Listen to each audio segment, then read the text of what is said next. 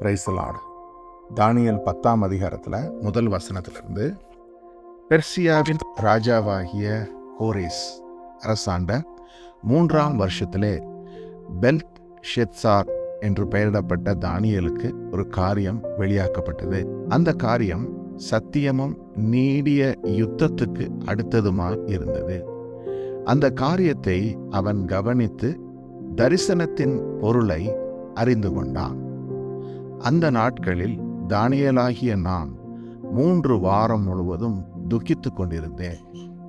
அந்த 3 வாரங்களாகிய நாட்கள் நிறைவேறும் மட்டும் ருசிகரமான அப்பத்தை நான் புசிக்கவும் இல்லை, இறைச்சியும் திராட்சை ரசமும் என் வாய்க்குள் போகவும் இல்லை.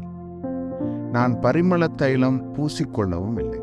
1ஆம் மாதம் 24ஆம் தேதியிலே நான் இதேக்கல் என்னும் பெரிய ஆற்றங்கரையில் இருந்து என் கண்களை ஏறெடுக்கையில் சணல் வஸ்திரம் தரித்து தமது அறையின் உப்பாசின் தங்க கச்சையை கட்டி கொண்டிருக்கிற ஒரு புருஷனை கண்டேன். ஓகே, இந்த 5 வசனங்கள்ல முதல்ல கான்டெக்ஸ்ட பார்ப்போம். இந்த தானியேல் 10ஆம் அதிகாரத்துல இது எப்போ நடைபெற்றதுன்னு சொல்றாரு. பெர்ஷியாவுடைய ராஜா கோரேஸ், சைரஸ் த கிரேட், இவர் அரசாண்ட 3ஆம் வருஷத்துல இது நடக்குது. இதுக்கு முன்பு நம்ம தானியேல் 9 வாசித்தோம் இல்லைங்களா? அந்த 9 வசனத்துல முதல் வசனம் பாருங்க. அப்பயும் வேற ஒரு டைம் ஃப்ரேம் மென்ஷன் ஆயிருக்கு. கல்தேயருடைய ராஜ்யத்தின் மேல் ராஜாவாக்கப்பட்ட மேதிய குலத்தானாகிய அகஸ்வேருவின் புத்திரனான தரியு. அப்போ நம்ம பாபிலோன் சாம்ராஜ்யத்தில் தானியேல் இருக்கும்போது பாருங்களேன், காலகட்டம் மாறிக்கொண்டே வருது. முதல்ல அவர் சிறைப்பிடிக்கப்பட்டு அங்கே போகும்போது அவருக்கு ஒரு 16-17 வயசு இருக்கும் என்பதாக அதை அப்ராக்சிமேட்டாக கணக்கிடுகிறாங்க. அந்த நாட்களில் தான் அவர் சிறையிருப்புக்குள்ள பாபிலோனுக்கு வர்றாரு. அங்கே பாபிலோனிய ராஜாவாகிய நெபுகாத்நேச்சாருடைய ராஜ்யம் நடந்து கொண்டிருக்குது. அப்போதான் அந்த சொப்பனத்தை குறித்து அந்த ராஜா விசாரிக்கிறார். அதுக்கு பிறகு ஒரு டைம் ஃப்ரேமில் நம்ம பார்க்குறோம் அந்த சாத்ராக் மேஷாக் ஆபேத்நேகோவுக்கு வந்த சோதனை. அதுக்கு பின்பு அவருடைய பையன், அவன் ராஜ்யபாரத்தில் இருக்கிறான். அந்த 5ஆம் அதிகாரத்தில் பார்த்தோம், அவன் இந்த மாதிரி தேவனுக்கு விரோதமாக பெருமை பாராட்டி செய்த காரியம். ஸோ இதெல்லாம் பாபிலோனிய சாம்ராஜ்யத்தில் நடந்தது. அதுக்கு பிறகு மீதோ பெர்ஷியா என்கிற இந்த சாம்ராஜ்யம் நிறுவப்படுது. இந்த மீதியர்களும் பெர்ஷியர்களும் சேர்ந்த ஒரு ராஜ்யமாக அது இருக்குது. அப்போ அந்த 2ம் வெவ்வேறு இன மக்களாக இருக்கிறாங்க, ஆனால் சேர்ந்த ஒரு ஆட்சியை அவங்க கொடுக்குறாங்க. ஸோ அதுக்கு இப்போ நம்ம தானியேல் 9ஆம் அதிகாரத்தில் பார்க்குறது மேதிய ராஜாவாகிய அகஸ்வேரு. அதுக்கப்புறம் தானியேல் 10ல் பார்க்குறது என்னென்னா சைரஸ் த கிரேட், இவர் பெர்ஷிய ராஜா. ஸோ இவருடைய டைம் ஃப்ரேமில் நடக்குதுங்கிறத தெளிவாக ஹிஸ்டாரிக் டைம் ஃப்ரேமோடு கொடுத்துருக்கு. அப்போது இது நமக்கு என்னென்னா, தேவனுடைய வார்த்தை அது உண்மையாய் சம்பவித்த ஒவ்வொரு காரியங்களையும் அந்த நாட்களில் ஒரு பக்கம் பூமியில் ஒரு ராஜ்யம் நடந்து கொண்டிருக்குது, இன்னொரு பக்கம் தேவனுடைய ராஜ்யத்தில் நடைபெற்ற காரியங்களை நமக்கு சத்திய வேதம் விவரித்து சொல்லுகிறது. இப்போ நம்ம வாழ்க்கையிலையும் அதே மாதிரி நம்ம சொல்ல முடியும் இல்லைங்களா? அந்த 2025 இந்தியாவில் ஒரு கவர்மெண்ட் இருக்குது, இங்கே யூஎஸில் ஒரு கவர்மெண்ட்டு. அதே மாதிரி நம்ம வாழ்க்கையில் நம்ம தேவனுடைய ராஜ்யத்தில் நம்ம கடந்து போகிறோம். So the time line is always in 2 tracks அப்படிங்கிறத பார்க்க முடியுது. சரி, இப்போ தானியேல் என்ன செய்கிறாரு? இப்போவும் என்னென்னா ஒரு உபவாசம் பண்ணி ஜெபம் பண்ணுறார். அந்த உபவாசத்துக்கான டைம் ஃப்ரேம் 3 வாரங்கள் என்று சொல்கிறாரு. அந்த 3 வாரங்களும் அவர் ருசிகரமான அப்பத்தை புசிக்கவில்லை, இறைச்சியும் திராட்சை ரசமும் என் வாய்க்குள் போகவும் இல்லை, பரிமள தைலம் பூசிக்கொள்ளவும் இல்லை. இந்த 3 வார கால உபவாச முயற்சியை தான் தானியேலின் உபவாசம் என்றும் டேனியல் ஃபாஸ்டிங் அப்படின்னு சொல்லி இன்றைக்கும் நிறைய பேர் இதை ஃபாலோ பண்ணுறது உண்டு. அது என்னென்னா, கம்ப்ளீட்டாக ஃபாஸ்டிங்னாக்கா எதுவுமே சாப்பிடாமல் இருக்கிறதில்ல, ருசிகரமான பண்டங்களை மாத்திரம் 3 வாரத்துக்கு புசிப்பதில்லை என்பதான ஒரு காரியமாக அது இன்றைக்கும் கை கொள்ளப்பட்டுட்டு வருது. சரி, இப்போ அவருக்கு தோன்றக்கூடிய ஒரு காட்சி என்ன? 1ஆம் மாதம் 24ஆம் தேதியிலே நான் இதேக்கல் என்னும் பெரிய ஆற்றங்கரையிலிருந்து என் கண்களை ஏறெடுக்கையில் சணல் வஸ்திரம் தரித்து, தமது அறையில் உப்பாசின் தங்க கச்சையை கட்டி கொண்டிருக்கிற ஒரு புருஷனை கண்டேன். இப்போ இந்த இடத்துல ஒரு புருஷனை கண்டேன் என்று சொல்றாரு. அவருடைய தோற்றம் எப்படி இருக்குதான்? படிக படிக பச்சையை போல, முகம் மின்னலின் பிரகாசம், கண்கள் எரிகிற தீபங்களைப் போல. இந்த காட்சியை நம்ம கேட்கும்போது நமக்கு வெளிப்படுத்தல் விசேஷத்தில் இதே மாதிரி கொடுக்கப்பட்ட வார்த்தைகளை நம்ம நினைவு கூற முடியும். அப்போது இது ஆண்டவராகிய இயேசு கிறிஸ்துவின் தோற்றமாக இருக்குது. அவரைத்தான் அவர் தரிசித்திருக்கிறார் என்பதை பார்க்கிறோம். ஸோ அதில் போட்டிருக்குது, அவருடைய சத்தம், அவருடைய வார்த்தைகளின் சத்தம் ஜனக்கூட்டத்தின் ஆரவாரத்தை போல இருக்கிறது என்று. அங்கே நம்ம பார்க்குறோம், ஒரு பெருவெள்ள இறைச்சலை போல ஆண்டவருடைய சத்தம் இருந்தது எழுதுறாரு யோவான். சரி, இங்கே 7ஆம் வசனம் சொல்லுது, தானியேலாகிய நான் மாத்திரம் அந்த தரிசனத்தை கண்டேன், என்னோடு இருந்த மனுஷரோ அந்த தரிசனத்தை காணவில்லை, அவர்கள் மிகவும் நடுநடுங்கி ஒளிந்து கொண்டார்கள். அப்போ தரிசனம் 3 பேருக்கு காட்டப்பட்டாலும் தானியேலால் மட்டும்தான் அதை பார்க்க முடிந்தது. ஸோ இதுவும் எதை காண்பிக்குதுன்னா, தனிப்பட்ட முறையில் தானியேலுடைய பரிசுத்தம், அவருடைய அந்த தயாரித்தல், தேவனுக்காக அவரை காணக்கூடிய அளவில் அவர் ஆயத்தமாக இருந்ததுனால ஸ்பிரிச்சுவல் ரெல்மில் எல்லாராலும் எல்லாத்தையும் பார்க்க முடியாதுங்கிறத இதை நம்ம இந்த வசனத்தின் மூலமாக அறிந்து கொள்ள முடியுது. when we are prepared, when our vessel is prepared, நம்மளுடைய சரீரமாகிய அந்த வெசல் ப்ரிப்பேர்டாக இருக்கும்போது இதை காண முடியும் என்பதை. சரி, இப்போ பார்க்குறாரு. பார்த்த பிறகு நான் தனித்து விடப்பட்டு அந்த பெரிய தரிசனத்தை கண்டேன், என் பெலனெல்லாம் போயிற்று, என் உருவம் மாறி வாடி போயிற்று, திடனற்று போனேன். அப்போது இந்த தரிசனம் தோன்றும் போது ஒரு ஷிஃப்ட் என்னென்னா, ஃபிசிக்கல் ரெல்மிலிருந்து ஒரு ஸ்பிரிச்சுவல் ரெல்முக்கு ஒரு டிரான்ஸ்ஃபர் ஆகுது. ஆவிக்குரிய கண்கள் திறக்கப்பட்டு தானியேல் அந்த தரிசனத்தை காண்கிறார். அவர் அதை கண்ட உடனேயே அவருக்கு ஃபிசிக்கலாகவும் ஒரு வீக்னஸை ஃபீல் பண்ணுறார். அவருடைய பெலனெல்லாம் போயிட்டு, என் உருவம் மாறி வாடி போயிட்டு, திடனற்று போயிட்டேன். அப்போ அந்த காட்சியின் பயங்கரம், அவர் பார்த்த தேவனுடைய மகிமை, அது எந்த அளவுக்கு அவருக்கு ஃபிசிக்கலாகவும் அது ஒரு பாதிப்பை ஏற்படுத்துச்சுங்கிறத காண முடியுது. இப்போ 9ஆம் வசனம், அவருடைய வார்த்தைகளின் சத்தத்தை கேட்டேன், அவருடைய வார்த்தைகளின் சத்தத்தை நான் கேட்கும் பொழுது நான் முகம் கவிழ்ந்து நித்திரை போகிறவனாய் தரையிலே முகங்குப்புற விழுந்து கிடந்தேன். இப்போ ஆண்டவருடைய சத்தம் போட்டிருக்கு இல்லையா, கர்த்தருடைய சத்தம் அது கண்மலையை பிளக்கிறதா இருக்கிறது அப்படின்னு நம்ம வாசிக்கிறோம். அந்த அளவுக்கு ஒரு பவர்ஃபுல் வாய்ஸ். அதைத்தான் தானியேல் எழுதுறாரு. அதை கேட்டு நான் தரையில் முகங்குப்புற விழுந்து கிடந்தேன்னு சொல்கிறாரு.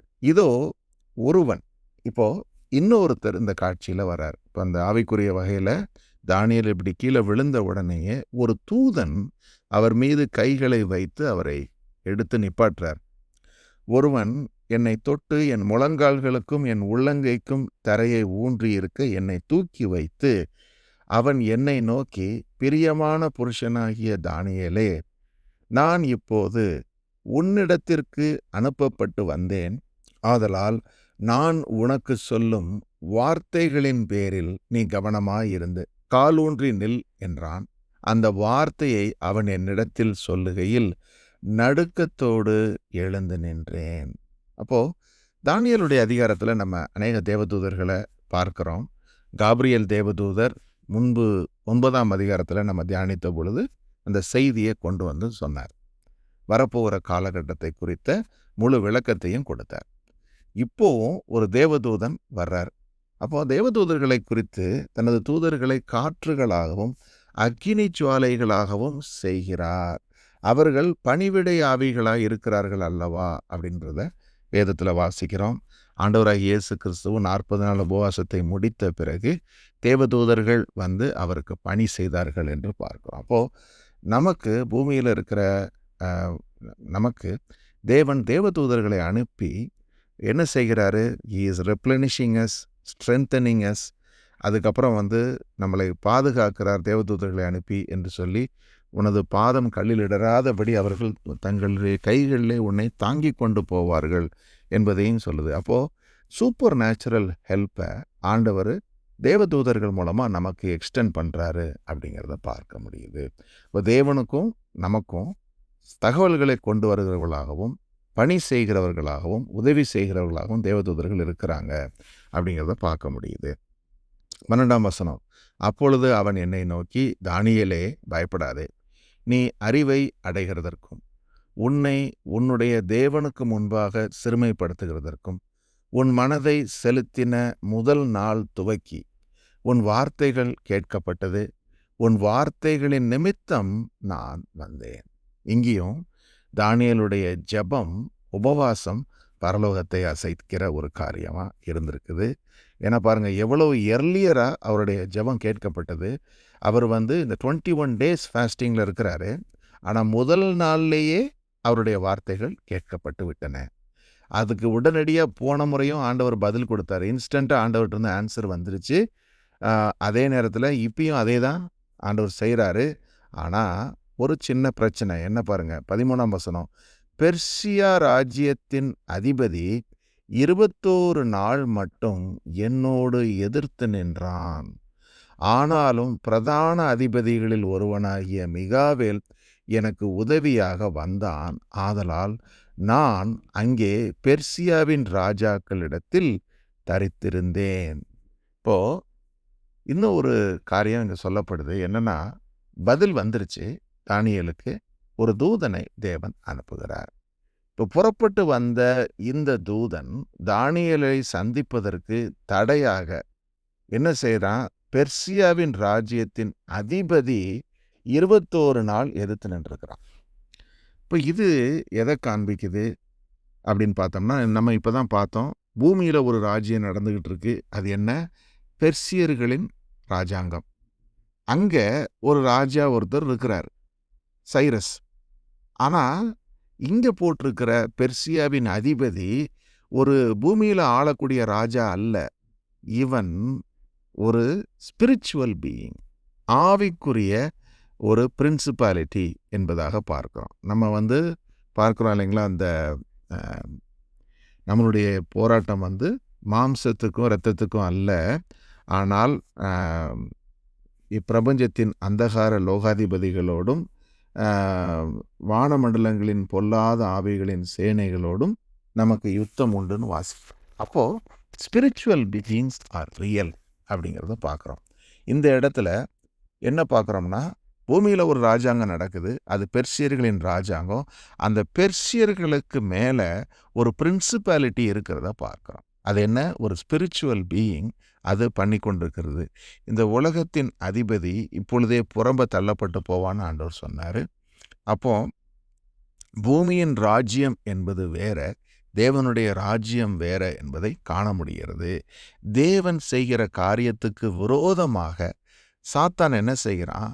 அநேக காரியங்களை அவனும் செய்து கொண்டு தான் இருக்கிறான். இப்போ தானியேலுக்கு அறிவிக்கப்பட்ட செய்தியை அவர் பெற முடியாதபடி ஸ்பிரிச்சுவல் ரெல்மில் ஒரு தடை ஒன்று நடக்குது. இப்போது அதை எப்படி மேற்கொள்ள முடிந்தது என்று சொல்லி பார்த்தா, 21 நாள் மட்டும் அவன் தடுத்திருக்கிறான். அதற்கு பிறகு என்ன நடந்தது? பிரதான அதிபதிகளில் ஒருவனாகிய மிகாவேல் உதவி செய்கிறாரு. மிகாவேல் என்கிற தூதர், இந்த மைக்கேல் ஏஞ்சல் என்ன செய்கிறாரு? அவர் ஒரு ஆர்ச் ஏஞ்சல். அவர் அந்த தடையை நீக்கி போடுகிறார். அதுக்கு பிறகு இந்த தூதனால் வர முடிந்தது என்பதை பார்க்கிறோம். அப்போது நமக்கும் இதில் ஒரு காரியத்தை கற்றுக்கொள்ள முடியும். நம்ம தேவனிடத்தில் விண்ணப்பம் பண்ணி ஜெபிக்கக்கூடிய ஜெபத்துக்கு தடைகள் வரக்கூடும் ஆவிக்குரிய உலகத்தில். அப்போது உபவாசித்து நம்ம தேவனை நோக்கி ஜெபம் பண்ணுகிற பொழுதெல்லாம் என்ன ஆகிறோம்? மாம்சத்தை ஒடுக்குகிறோம், ஆவியில் பலன் கொள்ளுகிறோம், தேவனுடைய வார்த்தையை நம்ம அதிகமாக தியானிப்போம். அந்த நேரத்தில் ஸ்பிரிச்சுவல் ரெல்மில் நமக்கு தேவன் உதவி செய்து தூதர்களை அனுப்புகிறார். அவங்க மூலமாக இருக்கிற தடைகள் எல்லாம் நீக்கப்பட்டு போகுது.